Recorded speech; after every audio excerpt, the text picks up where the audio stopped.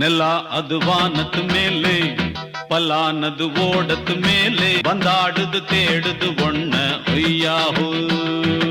கவர்ச்சி நடிகைகள் பல நடிகைகள் வந்து சில காலம் வந்துட்டு அதுக்கப்புறம் காணாமல் போயிருவங்க தான். அதை வெற்றி கொடி நட்டதெல்லாம் ஒருத்தர் ரெண்டு பேர் தான். ஜெயமாலினி சொல்ல முடியும், சில்க் ஸ்மிதாவை சொல்ல முடியும், டிஸ்கோ சாந்தியை சொல்ல முடியும். ஆத்தாடி பாவாட காத்தாட குளிக்குது ரோசா நாத்து. இந்த கவர்ச்சி நடிகை வந்து நீண்ட காலம் நின்னதுன்னு கேட்டினா ஷகிலாமாவை சொல்ல முடியும். கதைக்காகவோ இல்லை அதில் வந்து மற்ற வந்து காட்சிகளுக்கெல்லாம் இல்லை. இது சினிமாவை பார்க்கறதுக்குன்னு ஒரு பார்வை இருக்குது. அந்த பார்வையில் பார்த்தா பிரச்சனை இல்லை. காம இச்சை தினவுக்காக வந்து போய் படம் பார்க்குற அந்த பார்வை இருந்துச்சுன்னா அதில் வந்து நீங்கள் போங்க நாங்கள் பார்த்துக்குறோம் அப்படின்னு சொல்லிட்டு கவர்ச்சி நடிகைகள் வந்து ஆடை குறைப்பை விட இதெல்லாம் காட்டலாமாங்கிறத என் கேள்வி. இது வந்து நல்ல அப்பாவை கூட இருக்க மாட்டேன்றாரு. எல்லாரையும் கதற உறவக்கூடிய பயில்வான்றாங்கன்னு அதை கூப்பிட்டு இவங்க வந்து பார்த்தீங்கன்னா செஞ்சாங்க, ரெண்டு பேரும் செஞ்சாங்க. அவரால் அது எழுந்துக்கவும் முடியல, ஓடவும் முடியல, உட்காரவும் முடியல, ஓடவும் முடியாது. ஏன்டா இதுங்க கிட்ட வந்து நம்ம வந்து உட்காந்து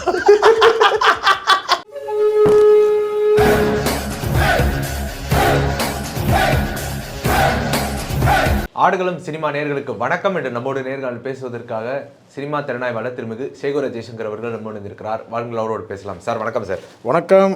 நடிகை குயிலி அவர்கள் பற்றி தான் இன்றைக்கி நம்ம பேச போகிறோம். பூவலங்கு படத்தில் தன்னுடைய முதல் கெரியரை ஸ்டார்ட் பண்ணியிருக்கிறாங்க. சில்க் ஸ்மிதா, ஜெயமாலினி, அதுக்கப்புறம் டிஸ்கோ சாந்தி, இவங்களுடைய வரிசையில் இவங்க ரொம்ப ஒரு முக்கியமானவங்களாக இருந்திருக்கிறாங்க. இவங்களை பற்றி கொஞ்சம் சொல்லுங்கள். ரேவதி, ராதிகா அந்த அந்த ரூட்டில் கொண்டு வர மாட்டீங்களா இவங்கள? இவங்க நடித்த முதல் படமே என்ன? பூவிலங்கு. அந்த படத்தில் வந்து மண்வாசனையில் பார்க்குற அதே ரேவதியாக தானே அதில் வந்து நடித்தாங்க. அது எப்படி உடனே கவர்ச்சி நடிகை அந்த அந்த இடத்துல எதுக்கு கொண்டு போறீங்க? இல்லை, கவர்ச்சி நடிகை மூலமாக தானே அவங்க முதல் படம் அறிமுகம் வந்து அவங்க வந்து எப்படி மண்வாசனையில் ரேவதியை பார்த்தோமோ, எப்படி வந்து ரேவதியோட பல படங்கள் சொல்ல முடியும். சுலக்ஷனா எப்படி வந்து தூரம் நின்று போச்சுல வந்து நடிச்சாங்களா, அந்த மாதிரி பல நடிகைகள் சொல்ல முடியும். அப்படி தானே இவங்க வந்து நீங்கள் லிஸ்ட் பண்ணும் போதே வந்து கவர்ச்சி நடிகை லிஸ்ட்டில் கொண்டு வரீங்க. எதனாலும் கேட்க அவங்க வந்து அந்த காலகட்டத்தில் இப்படி தானே அறியப்பட்டாங்க. கவர்ச்சி நடிகை மூலமாக தான் கவர்ச்சி நடிகைன்ற அறியப்படுறதில்லை. நான் சொல்கிறது கேட்டால் அறிமுகம் வந்து பார்த்திங்கன்னா வந்து ஒரு பாடல் வந்து அந்த படத்தில் வந்து ஒரு பாடல் குளிக்கிற காட்சி. அது எல்லா கதாநாயகியும் குளிக்கிற காட்சி நடிச்சிருக்காங்க. கவர்ச்சி நடிகை மட்டும்தான் குளிக்கிற காட்சி நடிச்சிருக்காங்க. எல்லோரும் நடிச்சிருக்காங்க. நீங்கள் சொல்லும் போது கேட்கும்போது இவங்களுடைய வரிசையில் அப்படின்னு சொல்கிறீங்கல்ல, அப்படி எத்தனை படத்தில் அவங்க வந்து கவர்ச்சி நடனம் ஆடிட்டாங்க நீங்களே சொல்லுங்கள். அப்புறம் கூட விரல் விட்டு தான் சொல்ல முடியும். இப்படி தான் முத்திரையை குத்தி வந்து அப்படி தள்ளிடுறாரு. சினிமாவே அப்படி தள்ளிடுச்சு. இப்போ நீங்கள் எப்படி உங்களுக்கு அந்த சிந்தனை இருக்குதா, அதே மாதிரி வந்து இந்த மாதிரி கதாநாயகி வர நடிகைகளை ஒரு படத்தில் நடித்த உடனே அப்படி தள்ளிடுச்சு. சரி, ஓகே இருக்கட்டும், நீங்கள் கேட்டீங்க, இருந்தாலும் ரைட்டு, ஓகே. குயிலி பற்றி பேசணும்னா, குயிலின்ற பேருக்கு வந்து ஒரு வரலாறு இருக்குது தெரியுமா? வேலுநாச்சியாருடைய படை ஒரு இளைஞர் இந்த அளவுக்கு தெரிஞ்சிருக்கேன். குயிலினா வந்து கவர்ச்சி நடிகைன்ற அந்த இது தாண்டி குயிலினா யாருன்றது அந்த வரலாறு தெரிஞ்சிருக்கீங்க. வேலுநாச்சியோட படையை நடத்தினவங்க தான், நடத்தினவங்க தான் ஒரு வீராங்கனை தான் குயிலி. அந்த பேர் உள்ள சினிமா நடிகை குயிலி. அவங்களுக்கு வந்து நீங்கள் சொன்ன மாதிரி என்ன முரளியோட சேர்ந்து நடித்த அந்த பூவிலங்கு படத்தில் வந்து பரவலாக வந்து அறியப்பட்டவங்க தான். ஆனால் அதுக்கு பிறகு வந்து அவங்க வந்து எப்படி ஒரு ரேவதி எப்படியோ, சுலக்ஷனா எப்படி, ராதிகா எப்படி, இந்த மாதிரி ஒரு நடிகையாக தான் வந்திருக்கணும். உங்களை மாதிரி ஆளுங்கள்லாம் சேர்ந்து தான் என்ன செஞ்சிட்டாங்கன்னு கேட்டால் ஒரு படம் தான் இது, கொஞ்சம் கேப் இருந்திருக்கு. ஒரு படத்தில் வந்து அவங்களுடைய வாழ்க்கையை புரட்டி போட்டுச்சு கவர்ச்சி நடிகைன்ற நீங்கள் சொன்ன மாதிரி ஒரு முத்திரை ஆயிடுச்சு. என்னென்னு கேட்டால் அந்த ஒரு படம் வந்து கேட்டால் நிலாது வானத்து மேலே பலானது ஓடுது கீழே, அவ்வளோதான். அதுக்கப்புறம் நீங்கள் என்ன செஞ்சிட்டிங்கன்னா கவர்ச்சி நடிகைன்ற மாதிரி முத்திரை. அதுக்கப்புறம் சில வாய்ப்புகள் அவங்களும் அந்த உடன்பட்டு தான் நடிச்சிருக்கிறாங்க. அதெல்லாம் நான் வந்து சினிமாவே மொத்தமாக வந்து இயக்குநர்களை பழி போடல. அவங்களும் ஒரு கெரியரில் வந்து பார்த்தாங்கன்னா சினிமா வாய்ப்புகள் இல்லாமல் வந்து கவர்ச்சி நடனங்களுக்கு வந்துட்டாங்க. கவர்ச்சி நடிகைகள் பல நடிகைகள் வந்து சில காலம் வந்துட்டு அதுக்கப்புறம் காணாமல் போயிருவங்க தான். அதை வெற்றி கொடி நட்டதெல்லாம் ஒருத்தர் ரெண்டு பேர் தான். அது நீங்கள் வந்து ஜெயமாலினி சொல்ல முடியும், சில்க் ஸ்மிதாவை சொல்ல முடியும், டிஸ்கோ சாந்தியை சொல்ல முடியும். அதுக்கப்புறம் நீங்கள் வந்து இந்த கவர்ச்சி நடிகை வந்து நீண்ட காலம் நின்னதுன்னு கேட்டால் ஷகிலாமாவை சொல்ல முடியும். சரிங்களா? ஸோ இவங்கள தான் நம்ம வந்து அப்படி தான் நம்ம அதை எடுத்துக்க முடியும். ஆனால் 3 பேர் வந்து ஸ்ட்ராங்காக நின்னாங்க. ஜெயமாலினியும் சரி, சில்க் ஸ்மிதா, அனுராதா, டிஸ்கோ சாந்தி, ஒரு 3-4 பேர் நின்னாங்க. அதுக்கு அடுத்தது வரிசையில் வந்து நிறைய பேர் இந்த வந்துட்டு காணாமல் போனவங்களாம் இருக்காங்க. சர்மிளி, அபிலாஷா, அப்புறம் சில பாபிலோனா சில நடிகர்லாம் இருக்கிறாங்கல்ல, கரெக்டாக சொல்கிறேன் நான் பேர்லாம் பாருங்க எவ்வளோ கவர்ச்சி நடிகை தெரிஞ்சு வச்சுருக்கேன் நான். ஸோ வந்து பார்த்தீங்கன்னா வந்து ஏன்னா இவங்க போய் நம்ம அதுக்காக தானே போய் படம் தேட்டரில் போய் உட்காருவோம். இது கதைக்காக போய் உட்காரணும், கதைக்காகவோ இல்லை அதில் வந்து மற்ற வந்து காட்சிகளுக்கெல்லாம் இல்லை. இது நம்ம போய் உட்காந்து கவர்ச்சி நடனம் அது ஒரு காலகட்டம் இருந்தது. இந்த கவர்ச்சி நடிகைகள் ஆக்கிரமித்த காலகட்டம் இருந்தது. ஆனால் நீண்ட காலம் நிற்க முடியும். குறிப்பிட்ட காலத்தில் வந்து நின்றதுன்னா அந்த ஒரு 3-4 பேர். அதுக்கு பிறகு வந்து பார்த்திங்கன்னா ஷகிலாமா வந்து நின்னாங்க. முழுக்க முழுக்க வந்து ஒரு ஸ்டெப்பு மேலே வந்து பார்த்தீங்கன்னா இவங்கள சுற்றியே படம் போகிற மாதிரி பல மலையாள படங்கள் வந்துச்சு. யார் ஷகிலாமாவை வந்து மையப்படுத்தியே முழு ஒரு கதாநாயகியாகவே வந்து நடித்த பல படங்கள் இருக்குது. சரிங்களா?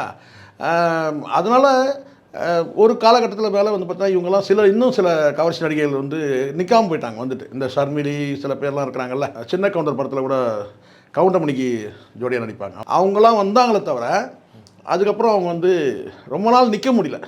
ஒரு 1-2 படங்கள் 4-5 படங்கள் நடிச்சிருப்பாங்க, நீண்ட காலம் நிற்க முடியாமல் போயிட்டாங்க. அந்த வரிசையில் வந்து குயிலி வந்து இன்றைக்கி வந்து ஒவ்வொரு வீட்லேயும் இருக்கிறாங்க அப்படின்னு சொன்னால் சீரியல்கள் மூலமாக தான். எனக்கு சீரியல் நிறைய சீரியல் அவங்க நடிக்கிறாங்க, சீரியல்ல நடிச்சிருப்பாங்க. அதுக்கப்புறம் அது நீங்க பாக்குற சீரியல் பாக்குறீங்கன்னு தெரிஞ்சு என்ன நீங்க சொல்லிடுங்க சீரியல். சரவணன் மீனாட்சி. சரி, சரவணன் மீனாட்சி. அப்புறம் கல்யாணம் முதல் காதல் வரை அப்படி ஒரு இருந்தா சீரியல். ஆமா, அதுல தானே இந்த இவங்க பிரியா பவானி சங்கர் வந்து உள்ள. இல்லை, நான் சீரியல் பார்க்கறது இல்லை. சீரியல் பார்த்தா குடும்பம் கட்டுறதுனால நான் சீரியல் பார்க்கறது இல்லை. அப்புறம் அது அண்ணாமலை ராதிகாவுடைய ராதிகா வந்து சித்தி தான் பார்த்தேன். ராதிகா சித்தி மட்டும் தான் நான் பார்த்தேன். அதுக்கப்புறம் எதுவும் பார்க்கல, மற்ற சீரியல் பார்க்கல. ஸோ இல்லை, ஆக மொத்தம் வந்து இல்லை சீரியல்கள் நிறைய அவங்க வெற்றி கொடுத்துருக்குறாங்க. சீரியல் தான், சீரியல் மூலமாக வந்து ஒவ்வொரு வீட்டுக்கும் தெரிஞ்ச வந்து நடிகை ஆகிட்டாங்க. நம்ம வந்து என்னதான் டிவி சீரியலில் ஒரு வேளை நம்ம பார்த்தா கூட நமக்கு வந்து அந்த நிலா அது வானத்து மேலே பலானது ஓடுதுக்கிற அந்த இதுதான் வந்து. ஏன்னா ஒட்டுமொத்த பட்டி தொட்டியெல்லாம் வந்து குயிலியை கொண்டு போய் சேர்த்தது வந்து பார்த்திங்கன்னா வந்து குயிலியை அந்த அம்மாவை போய் சேர்த்தது அந்த பாட்டு இந்த டான்ஸு அப்படி இருக்கும். அந்த டான்ஸ் அந்த கப்பலில் வித்தியாசமாக இருக்கும். அந்த ஷிப்பில் வந்து ஓடத்து பெண். ஆமாம், ஜனகராஜோட சேர்ந்து போகிற அந்த ஆட்டம் இருக்குல்ல, யார் இதுன்றது திரும்பி பார்க்க வச்சுது ஒட்டு மொத்தமாக சொல்லிட்டு. ஆனால் நான் வந்து கொஞ்ச நாளுக்கு முன்னாடி ஒரு 2-3 வருஷத்துக்கு முன்னாடி ஒரு நேர்காணல் கொடுத்துருந்தாங்கல்ல. ஒரு நேர்காணல் கொடுத்தபோது அப்பா அம்மாவை எப்படி பராமரிக்கணும்னு சொல்லி கொடுத்தாங்க. அது மட்டும் நான் 2-3 தடவை கேட்டேன். அந்த ஒரு ஏதோ ஒரு சேனலில் நேர்காணலில் ஒரு 2-3 வருஷம் இருக்குன்னு நினைக்கிறேன். அதில் வந்து அம்மா அப்பாவை வந்து முதியோர் இல்லத்தில் கொண்டு போய் தள்ளிடாதீங்க, நீங்கள் பராமரிக்கணும். வயசாகிட்ட பிறகு அவங்க வந்து ஒரு குழந்தையாயிடுறாங்க, அவங்கள வந்து பராமரிக்கணும்னு சொல்லிட்டு ஒரு கண்ணீரோட ஒரு பேட்டின்னு நினைக்கிறேன். அதில் தான் எனக்கு உண்மையிலேயே வந்து ஒவ்வொருத்தருக்கு பின்னாடியும் வந்து பார்த்திங்கன்னா வந்து இந்த மாதிரி நம்ம வெறும் நடிகையாக பார்த்துட்டு இல்லை ஒரு உங்களை மாதிரி கவர்ச்சி நடிகையாக பார்த்துட்டு அப்படி போயிடாம கவர்ச்சி நடிகை நாங்க பாக்குறோம் நீங்க சொல்றீங்க. ஆனா அவங்க அதன் மூலமா ரொம்ப அறியப்பட்டாங்க அப்படிங்கிறது அவங்களுக்கு பெருமை தான். நான் சொல்லல, நீங்க விரும்பி தானே கவர்ச்சி நடிகை சொல்றது தப்பு இல்லை.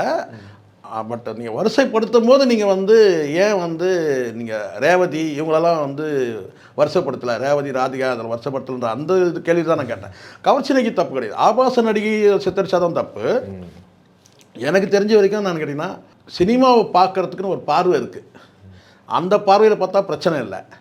ஆனால் வந்து தினவுக்காக போய் பார்க்குறதுன்னு இருக்குல்ல, காம இச்சை தினவுக்காக வந்து போய் படம் பார்க்குற அந்த பார்வை இருந்துச்சுன்னா அதில் வந்து கவர்ச்சியாக நடித்தாலும் அது ஆபாசமாக தான் தெரியும். ஸோ நான் இப்போ வந்து பார்த்து வரைக்கும்னா அதுக்காக நீங்கள் எப்படி சார் பார்ப்பீங்க கேட்டால், நான் இன்றைக்கி சினிமா பார்க்குற வர 20 வருஷத்துக்கு முன்னாடி பார்க்குற சினிமா வர 30 வருஷத்துக்கு முன்னாடி பார்க்குற சினிமா வேறு. அப்படி தான் நான் ஒவ்வொரு காலகட்டத்தையும் என்னுடைய பார்வையை நான் மாற்றிட்டு வந்திருக்கிறேன்.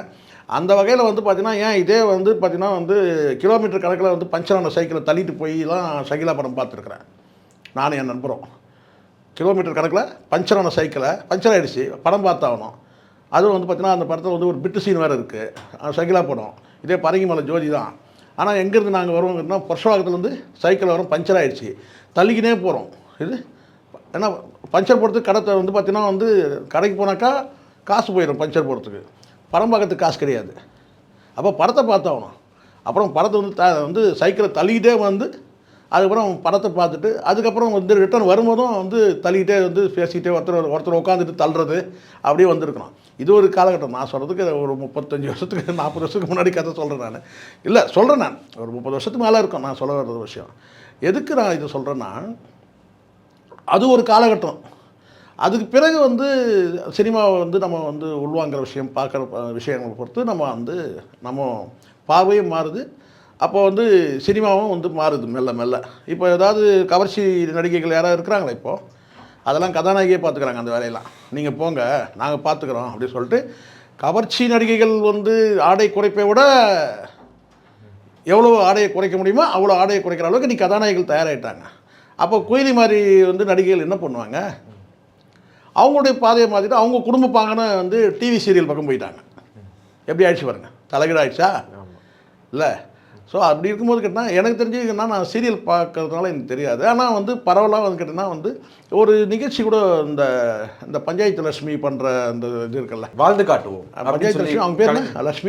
லட்சுமி ராமகிருஷ்ணன். லட்சுமி ராமகிருஷ்ணன். அதான் அந்த பஞ்சாயத்து லட்சுமி பண்ணுவாங்கள்ல, அந்த பஞ்சாயத்து வந்து இவங்களும் பண்ணுறாங்கன்னு பார்த்தேன். ஆனால் ஒரு பஞ்சாயத்து பண்ணாங்க 2 பேரும் சேர்ந்து. யார்? குயிலியும் ஷகிலாமாவும் சேர்ந்து ஒரு பஞ்சாயத்து, ஒரு பஞ்சாயத்துக்காரருக்கே பஞ்சாயத்து வச்சாங்க. குயிலி வந்து நடுவர்,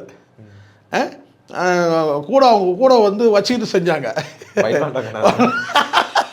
நான் சொல்லப்பா எல்லாரையும் கதற விடக்கூடிய பயில்வான்றாங்கன்னு அதை கூப்பிட்டு இவங்க வந்து பார்த்தீங்கன்னா செஞ்சாங்க. 2 பேரும் செஞ்சாங்க. அவரால் எழுந்துக்கவும் முடியல, ஓடவும் முடியல, உட்காரவும் முடியல, ஓடவும் முடியாது. ஏன்டா இதுங்க கிட்ட வந்து நம்ம வந்து உட்காந்து எவ்வளோ நம்ம வந்து பெரிய வந்து மாவீரன் பேர் எடுத்தோம். நம்ம இதுங்கிட்ட வந்து நம்ம வந்து சிக்கிட்டு அப்படின்னு சொல்லிட்டு உட்காந்தார். அது கொஞ்சம் அது உண்மையிலே வந்து பெரிய அளவில் வந்து இந்த யூடியூப் வட்டாரத்தில் ஒரு பெரிய இதுவாச்சு, பேசும்போதாச்சு. எனக்கு அதில் உடன்பாடு இல்லை. நான் அந்த அம்மா கிட்ட பேசும்போது சொன்னேன், ஷகிலா கிட்ட பேசும்போது, அம்மா நீங்கள் என்ன இருந்தாலும் வந்து அவரை நீங்கள் விமர்சனம் பண்ணலாம், அவரை நீங்கள் கதற அவரை நீங்கள் இல்லை, அவரை வந்து நீங்கள் கதற நீங்கள் செஞ்சுருக்கலாம். இது நீங்கள் அவரை கதற நீங்கள் செஞ்சுருக்கலாம். ஆனால் குடும்பத்தில் இருக்கிறவங்க யாரும் வந்து இருக்கக்கூடாது. ஏன்னா உண்மையிலே சித்தார்த், இப்போ நம்ம பேசுகிறோம்ல, இப்போ நான் பேசுகிறேன்ல, நான் பேசுகிறது எல்லாமே வந்து பார்த்திங்கன்னா வந்து என் குடும்பத்துக்கு தெரியுமா நான் என்ன பேசுகிறேன்னு தெரியுமா? நான் அரசியல் பேசுகிறேன். அந்த அரசியல் பேசுகிறது சரி தவறுன்றது குடும்பத்தில் உங்களுக்கு தெரியுமா? யாருக்கோ, என் பிள்ளைகளுக்கோ, என் மனைவிக்கோ, இல்லை சார்ந்தவங்க குடும்பத்தில் இருக்க அத்தனை பேருக்கும் ஒரு 20 பேர் கொண்ட கும்பலுக்கு தெரியுமா? தெரியாது. நான் என்ன பேசுகிறேன்னு தெரியாது. அது மாதிரி வந்து கேட்டால் வந்து ஒரு வகையான வந்து சொன்ன ஒரு ஆர்ட்ஸ், ஒரு கலைனா கூட வந்து சொல்லுவாங்க. கேட்டால் வந்து எங்கள் அப்பா இப்படி நடனம் ஆடினார், எங்கள் வீட்டுக்காரர் வந்து இப்படி வந்து கராத்தே பண்ணார், என் வீட்டுக்காரர் வந்து பார்த்திங்கன்னா வந்து ஒரு விஷயத்தை குறிப்பிட்ட ஒரு ஆன்மீகத்தை குறித்து வந்து ஒரு பிரசங்கம் பண்ணார் அப்படி சொன்னேன். ஆனால் நம்ம பலதரப்பட்ட விஷயம் பேசுகிறோம். அரசியல் பேசுகிறோம், சமூகம் குறித்து பேசுகிறோம், ஒரு இன்சிடெண்ட்டை பற்றி பேசுகிறோம், க்ரைம் பற்றி பேசுகிறோம். இப்படி பல விஷயங்கள், நம்ம பேசுகிற விஷயங்கள் எதுவுமே வந்து குடும்பத்தில் உங்களுக்கு தெரியாது. அது மாதிரி பயில்வான் ரங்கநாதன் வந்து அவர் ஒரு நடிகராக இருந்தால் கூட, அவருக்கு நிறைய நீண்ட அனுபவங்கள் இருந்தால் கூட, ஒரு பத்திரிகை அனுபவங்கள் இருந்தால் கூட, அவர் என்ன பேசுகிறாருன்றது வந்து அவங்க குடும்பத்துக்கு தெரியாது. அப்போது வந்து இவங்க வந்து அவரை கூப்பிட்டு வச்சு நீங்கள் வந்து அது வந்து அதை வந்து கிட்டத்தட்ட அது ஒரு ரிவெஞ்சு மாதிரி ஆச்சுன்னு வச்சுக்கோங்களேன். ஆனால் நான் கேட்டேன், ஷகிலம்மாகிட்ட கேட்டேன், நீங்களும் குயிலையும் உட்காந்து பேசும்போது நீங்கள் பயில்வானை நீங்கள் என்ன வேணால் பேசிடலாம், ஆனால் வந்து அவங்களுடைய ஃபேமிலி மெம்பர்ஸை யாரும் நீங்கள் டச் பண்ணிடக்கூடாது அப்படின்போது, அப்போ அவங்க வந்து ஷகிலா கிட்ட எனக்கு பிடிச்ச விஷயம் என்ன கேட்டேன், அந்த அம்மா கிட்ட எனக்கு நான் ஷகிலாமான்னு போட்டேங்க. அந்த மாதிரி எனக்கு பிடிச்ச விஷயம் என்னென்னா, அப்போவே வந்து அவங்க என்ன கேட்டால் ஆர்குமெண்ட்லாம் பண்ணவே இல்லை. நான் அது உண்மையிலே அது கொஞ்சம் வருத்தமாக தானே எனக்கு இருந்தது எனக்கு. ஆனால் அவர் வந்து நிறைய வந்து இந்த மாதிரி வந்து நடிகைகள் பற்றி நிறைய வந்து அஃபென்சிவாக தான் பேசுகிறாரு அப்படின்னு சொல்லி வந்து அப்படி சொன்னோம். அதனால் நாங்கள் வந்து அந்த கேள்வி நாங்கள் போட வேண்டியது ஆகிடுச்சு. அது எங்களுக்கு வருத்தமாக தான் இருந்தது. ஆனால் அது உண்மையை நான் சொன்னேன் உண்மையாக இருந்தாலும் கூட அது வந்து நம்ம பேசக்கூடாது அந்த மாதிரி. ஏன்னா அவரை நம்ம என்ன வேணாலும் நீங்கள் செய்யுங்க, இது என்ன வாய்ப்பு கிடைச்சா இன்னொரு முறை கூட நீங்கள் செய்யுங்க. இல்லை யாராலும் உப்பு தின்னா தண்ணி குடிக்கணும்ல. சேகுவரன் மட்டும் தான், சேகுவரன் தானே தானே எல்லாரும் தானே. நம்ம வந்து எதிர்கொள்ள தயாராக இருக்கணும். அந்த கேள்விக்கு வந்து நம்ம எதிர்கொள்ள தயாராக இருக்கணும். எந்த கேள்வி கேட்டால் என்ன, உங்கள்கிட்ட இருக்கிற பதில் வந்து நீங்கள் தயாராக இருக்கணும். குயிலியும் ஷகிலாமாவும் சேர்ந்து செய்த சம்பவம்னு சொல்லணும். அது வகையில் வந்து கேட்டால் வந்து அவங்களுக்கு வந்து குயிலிக்கும் ரொம்ப, அவங்க அந்த அம்மாவுக்கும் ரொம்ப ஒரு சந்தோஷம். அப்பா நம்ம வந்து கூப்பிட்டு வச்சு செஞ்சிட்டோம் அப்படின்னு சொல்லிட்டு அவரும் அதுக்கப்புறம் நான் நினைக்கிறேன் கொஞ்சம் மாற்றிட்டார் நான் நினைக்கிறேன். அந்த சம்பவத்துக்கு பிறகு ஒரு ரியாக்ஷன்னா அதோட இம்பேக்ட் வந்து கொஞ்சம் அவர் மாற்றிட்டார்னு நினைக்கிறேன். யார் அண்ணன் வந்து பயில்வானா வந்து முன்ன மாதிரி வயது மூப்பு ஒன்று, அதுக்கப்புறம் கொஞ்சம் ரியலைஸ் பண்ணியிருப்பார் நான் நினைக்கிறேன். அதுக்கப்புறம் கொஞ்சம் அவர் மாற்றிட்டார். தப்பு அது ஆமாம், தப்புன்னு இல்லை, அது கொஞ்சம் மாற்றிட்டார். அதுக்கப்புறம் ஏகாவசனம்லாம் பேசினார். யார்?